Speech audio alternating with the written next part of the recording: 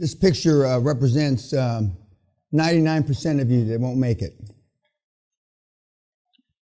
Just so you get a better look.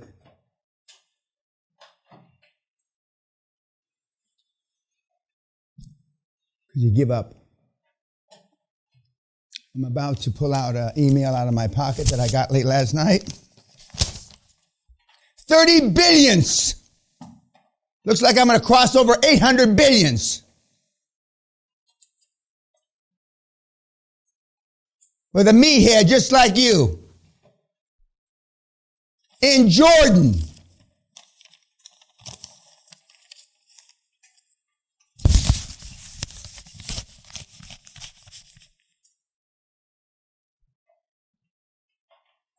From a guy in the seminar of 2002.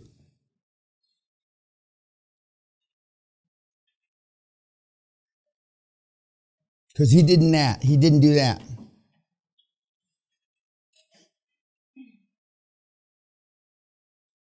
It's easy to give up. You will have more reasons. I don't hardly recognize you now that you're not wearing your uniform anyway. So who the fuck's that meathead? Anyway, it's very easy. In fact, it's what transcends easy. You'll come up with all kinds of reasons why it makes sense to quit. And first and foremost on the list is your family, because you're letting them down, and you know all that shit. I can't even think of the examples because I don't believe that in my heart. It's hard for me to get the words out of my mouth, but you know the words I'm talking about. You know, for those of you that have been in the military and been deployed, it's 1,000 times. You know how when you leave your family and everybody's crying and all that shit. It's 1,000 to the 10th power times worse than that. Because you're physically there. At least when you're deployed, you're physically not there. But in this case, you're normally physically there. So all the shit, all the guilt, all the, you know. But when they give up, and the fact that this email alludes to a part of the world where everybody says it's, and our two Muslim brothers aren't here, so to get a beating for it. You can't do it in Jordan. You can't do it in Russia. We used to say you can't do it in Adelaide, but we don't say that anymore. Okay. And I just can't emphasize it enough. I can't emphasize it enough. You saw Steve Ballmer last night, right? Which is obviously, nobody in this room is even remotely like him, other than me. So, but you've gone from the mealy mouth, not even beta males, but weak, to a guy like Steve, who's anything but weak. And so we covered the full continuum of personalities. What's the takeaway about Steve, other than you're not like him? He's an extremely good communicator. Mm-hmm. And come on in. You missed my $30 billion deal in Jordan that I just announced. In Jordan, with tribes. Anyway, but I'm not going to go through it all over again. Just sit down. I hope it's not in the law. Huh? Well, I don't give a fuck where it is, as long as the bank, the money clears the fucking bank account. So about Steve? He knows how to work people. Some people would say manipulate people. That's what they say I'm good at. The people that are purport to be my defenders say that I know how to work with people. For those that aren't my supporters, they say I know how to manipulate people. I don't give a fuck. I would rather be a manipulator. Like Hitler. Now, Hitler, arguably, was the greatest communicator this fucking planet has ever seen. He transcends Allah. He transcends Buddha. He transcends Jesus Christ. And he was a bad guy. Now, some people don't say he's a bad guy, but I'm one of the ones that says he's a bad guy. Okay? But I know plenty of people don't think he's a bad guy, but don't talk about it, because if you talk about being politically incorrect, that's really on the politically incorrect end of the continuum. Those that say there was no Holocaust, yada, yada, yada. Okay, but Adolf Hitler, who was Austrian, was a tremendous communicator. And he never gave up, did he? He wasn't like this. He never gave up. From when he was, wounded in the First World War, and all the bullshit, not bullshit, the story. What else about Steve? Yes, sir. He focused on ideas. He said ideas are really important. Getting your idea right from the start, making sure people believe in it. So obviously, I think it links to his leadership. Obviously, he put his foot on that fundamental idea. Mm-hmm. I disagree with him. I don't think ideas are great. I think execution is always more important than the idea. You think of Balmer things? I think so. Okay, you think? Okay, fine. I'm an not an execution. I am an executioner, really. But I mean, I believe in implementation, because I've sold a lot of shit ideas in my life. Meaning it didn't work out the way I sold them. A lot of them. And but I sold them through leadership. And then now that I've been so successful, I've made shitty deals go right. Because when you've been really successful, you can go in and, put some extra DNA, etc., to make a bad deal go right. In the beginning, it's almost impossible to do that, because you don't have any gravitas. You have nobody that's willing to follow you when you go over the top. But when you've done a bunch of great deals, as I've been fortunate to have done, you can make bad deals good. But Steve Ballmer, that is, has got extraordinary communication skills. He still does. I can't imagine him being so quiet, because when he bought the Clippers, it's hard for him to keep his thumb out of the ass of a deal. But, I mean, he's been pretty low profile. Owning the Clippers. Yeah, comment. I think he's 100% own thinker. Like he thinks for himself. Even when people try to influence him, he'll make his own decisions. I may be wrong, but I'm never in doubt. Just the opposite of you. I used to be a great debater. Almost everybody in this room that's ever been in this room in all the years, I can talk you out of your best idea. And you'll question it. I can talk you out of questioning whether you really love your spouse or your significant other or not. Because I will know where to go for the chink in the armor, where your weakest point, your Achilles heel. You will stay away from the Achilles heels of other people, because you don't want to hurt their feelings. Because even at the end of a debate, you still want them to like you. At the end, remember I said, if you like me, at the end of this week, I did something wrong. And Ballmer he was a great leader. He was the right person for the right time in Microsoft's life cycle. And Bill knew it. Bill meaning Bill Gates. He knew it. And just as I say, most of you in this room, and probably all of you, shouldn't be the CEO of your deal. Even though some of you have got some of the CEO qualities. But it's too important, the first deal or the first few deals. So, and because I know better than you, even though I say it, boards are in transition, even though you hear that intellectually. Everybody understand transition? I mean, it's going to change, right? It's going to morph. Even though intellectually you understand it, to you, having to replace board members is because you made a mistake in the first place. And you don't want to admit that you made a mistake, because you made a lot of other mistakes in your life. And remember, I was telling somebody about about kids. Kids do not understand constructive criticism. To them, it's only criticism. When you're 3, 4, 5, 6 years old and daddy's standing over you or mommy is standing over you, all they know is daddy, mommy's standing over you, and they're looking up at you, maybe tears in their eyes, and you're saying, well, you know, even if when you say, I understand that you did that, but it's wrong, all they hear is the wrong. And so one of the things in the Spock book, and one of the things that, and we're going to go over it a little while, that my mom got from the Spock book was not to criticize me. And just think of all the things I did wrong as a kid. You've heard just a handful of them. How can you raise a fucking little monster like me? Wait a minute. Pass that around. I look like an angel. That's my dad and I in Verdun, France in 1951. But I was a monster. I had horns.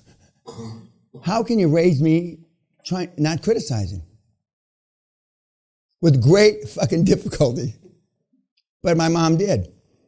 What else about Steve? Yes, sir, in the back. Jarhead. Piggybacking on the Bill Gates comment, he didn't know much about the industry he was going into. He didn't know anything. But he knew it was Gates, and he knew it was going to be working with smart people. So that correlates to the... Like Oprah Winfrey says, it's not who, you know, it's not what the direction of the bus. It's who's on your bus with you. And I have maybe that many people in my life still that I'm still involved with, one of which just sent me the $30 billion deal from Jordan that, you know, if they ask me, you know, I couldn't sleep last night after I got this email. I mean, I wish I was there with him. I've done $30 billion deals. He hasn't. But I know who's on the bus with him. Some great people, great minds that we've known over the years. But the Middle East is a tricky place, as our two brothers here would tell you. And I wanted to get on a fucking plane, you know, and get there, to be able to help him. What else about Steve? Excuse me. I think measure success in progress and activity. What gets measured gets accomplished. Not almost, every single high-performance person that I've ever had the privilege of being around, being exposed to, measures results. Only and you go to any famous athletic coach, obviously, there's a win and a loss column. That's why, in my judgment, it's so unbelievable that when we stopped in the primary schools and the secondary schools in the United States, having winners and just having participants, I mean, how is that possible? But Steve measures, everybody measures. But not like you measure, because you guys measure when you do a lot of spreadsheets. But you do spreadsheets based on no results. You do spreadsheets on hypotheses of what if this happened and what if that happened, not what if it did happen. There's a big difference between doing spreadsheets like a lot of you do. Sally and I were trying to figure out when we were in Morocco 2-3 weeks ago, when the last time I did a spreadsheet. First of all, the last time I did any numbers like that, they weren't called spreadsheets. That's how long ago it was. I'm sure I could figure out how to do an Excel spreadsheet, but I've never done one. Never.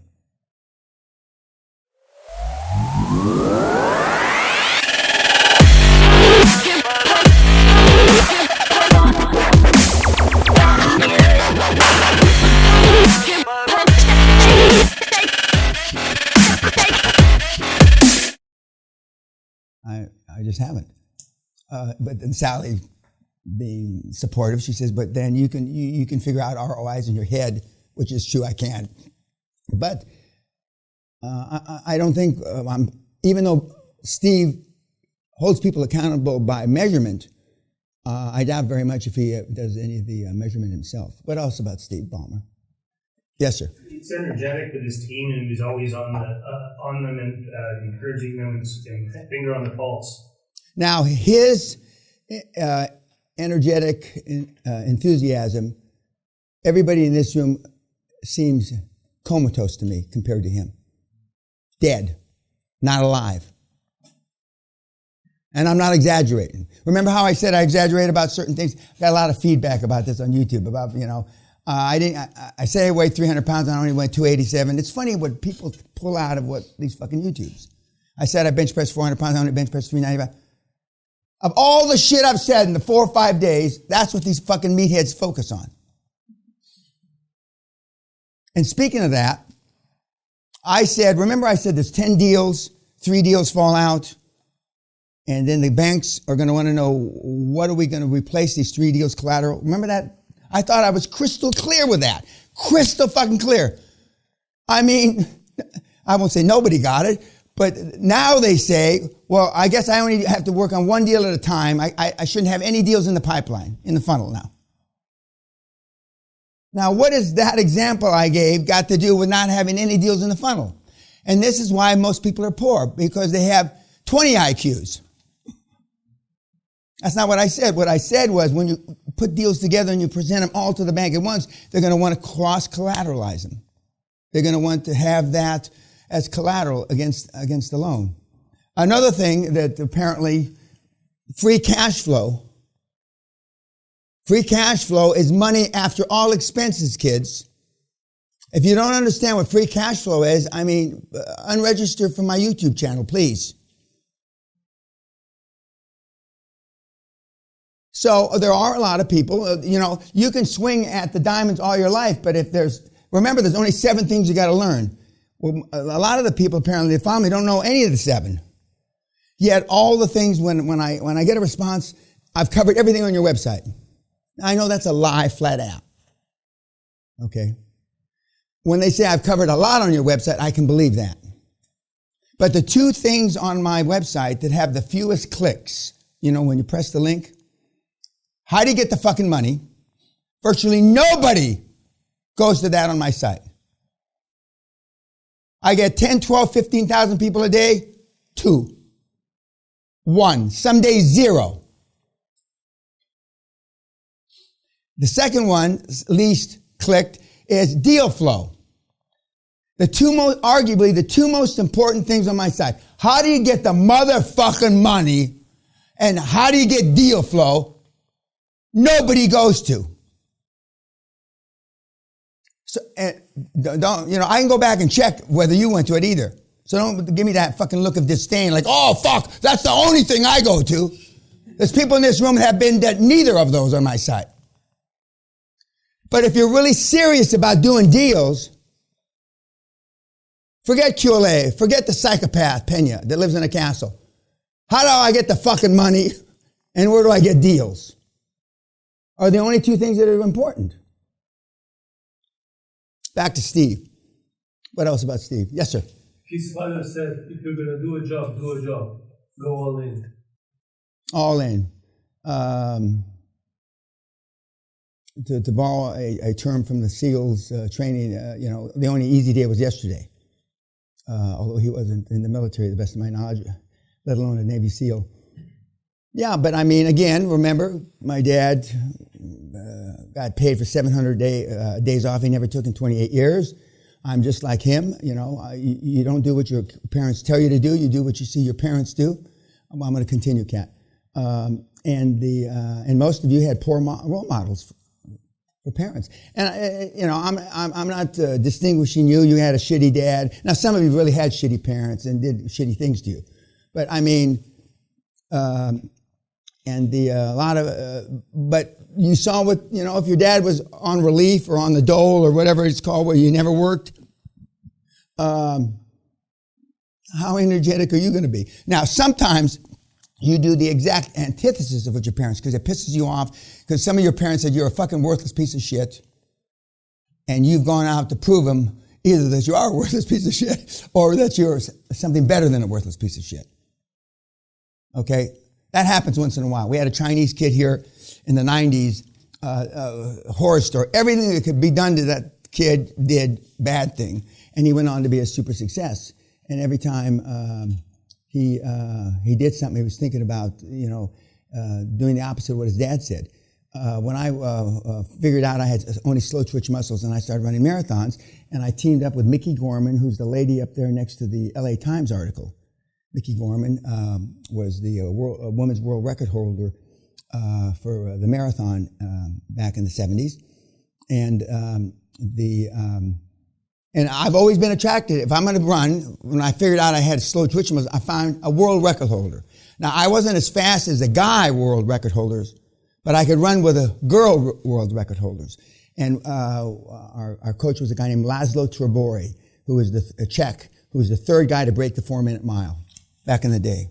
And when I used to go work out with them, just like, remember, Peña, you're the sorriest excuse for a football player. If you were so slow, you ought to wear the other team's uniform. Well, Laszlo would say the same thing because I used to go on the slow days for these world-class runners. And I was the rabbit for them on the slow days, okay? And but if I wanted to excel at running, and I went, and Mickey, God love her, she liked me, and so she helped train me. But the point I'm making is that in running and everything I've ever done, I always measure myself. And money's not everything in life, kids, but it's the only thing anybody keeps track of. Why? Let's stop here. Why is it money the only thing people keep track of? It's something that you can measure. It's life and death. Life and death to some people. Money is a claim on this earth. Say that again? Money is a claim on this earth. Okay. I've never heard that answer, but it's true.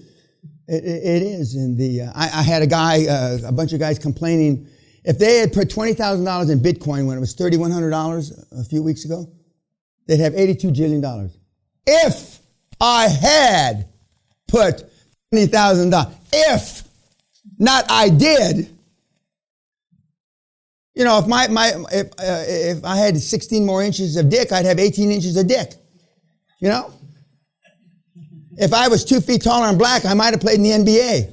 I mean, you can go on that forever. You know, this guy, if I had put $20,000 at $3,100, sometimes I think that when people write me this shit, they don't reread it. They don't read what they put. Sometimes, you know, it'll say edited. Some people do read it, and they edit themselves before they hit the send button. What else about Steve? By the way, I don't know Steve. The guys that I know that know him say he's a great guy. He's a lot of fun, but he is a ball buster. A ball buster. He throws computers, tosses chairs, and almost all those guys do. But they're trying to downplay that part of their legacy. What else about Steve? Yes, sir. He said that two of the most difficult tasks are hiring and firing people. Firing should never get easy for you. If firing gets easy for you, you should quit.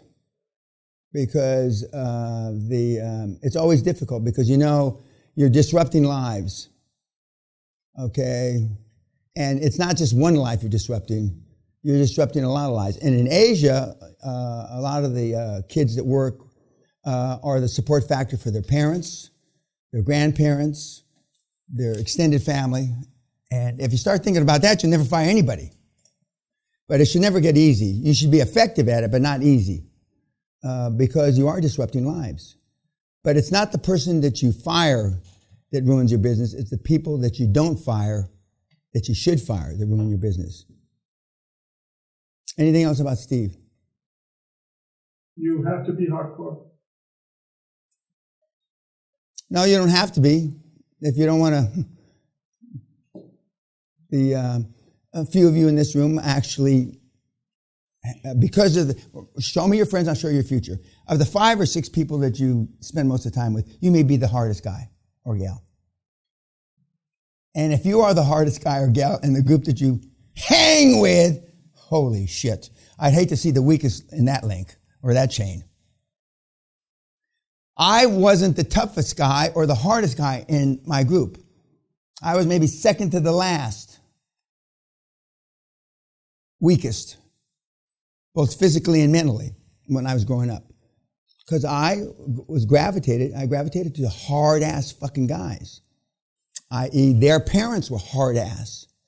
Well, one of my best friends, a guy named Walt Wojak, his father was a tank commander with Rommel, Nazi, during World War II. And Mr. Wojak, Joseph was his name, was a hard motherfucker. My other good friend, Howard Stein, his dad was in the Cleveland Mafia, Cleveland Mob. Hard motherfucker, Al was. These guys were hard-ass guys. Hard. Ruben Munoz, I hear he's dead now, serving life for murder. These are the guys that I hung with. I chilled with. Hard. His dad was hard-ass part of the drug cartel from Mexico. And who were your friends' dads? Oh, he was a dentist in Manhattan. Or he was a chiropractor in Cleveland. Right? Or he was a property developer in Singapore. Gee whiz.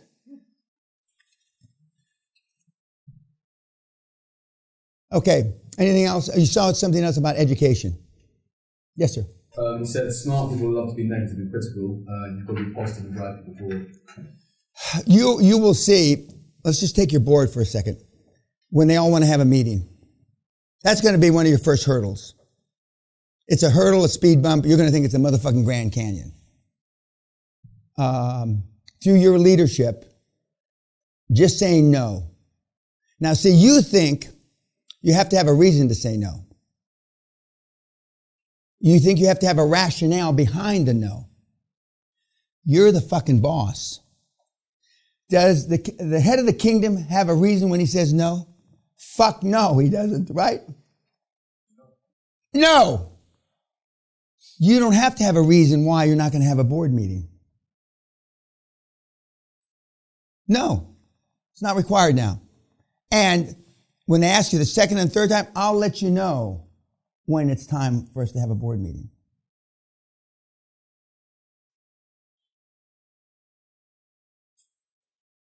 And that will be the beginning of your leadership role. And it seems, well, I can tell them that we're not going to have a board meeting.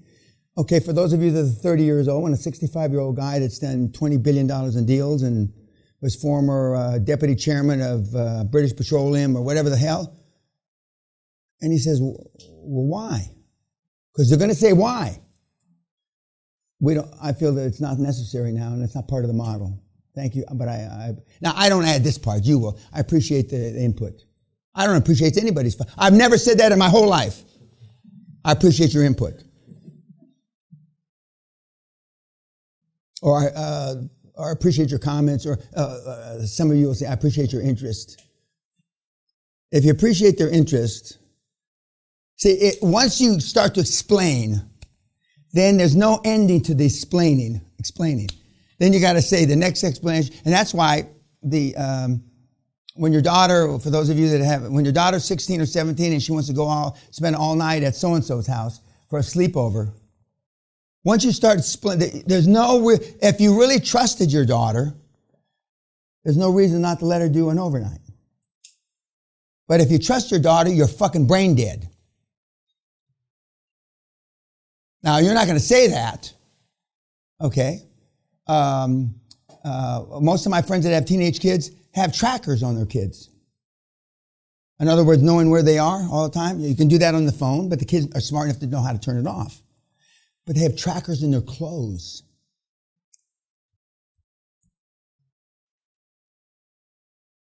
And I'll bet you all the money I have that 90% of the kids that say they're going to be at X are not at X.